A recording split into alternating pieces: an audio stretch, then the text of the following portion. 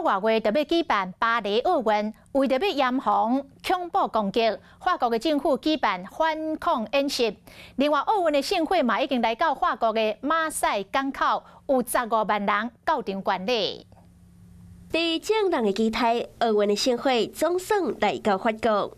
运送奥运盛会的19世纪航船贝伦号，今年4月为希腊出发，在地中海航行12公里后，5月7日到法国南部的海港城市马赛。当时也是奥运航船航步的比赛地点，有大概15万人在现场观礼，见证历史。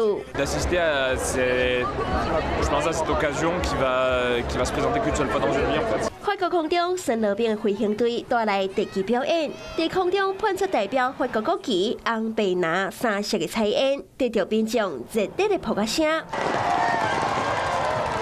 现场一个盛大最上的宴会表演甲音乐会，场面正壮观。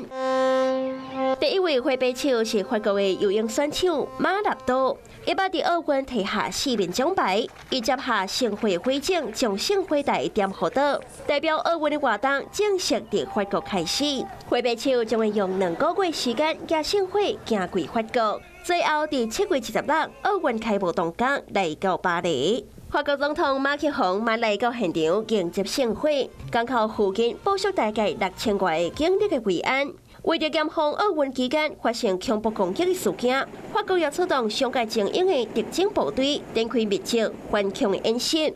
无记特勤队入去大楼内底救红掠走的前夕，场面被说是真的非常的惊险。奥运典礼开幕当天，估计有30万人到现场。时到在运动选手的船，嘛拢会配置维安人员，厝顶卖安排狙击手将风险降到上低。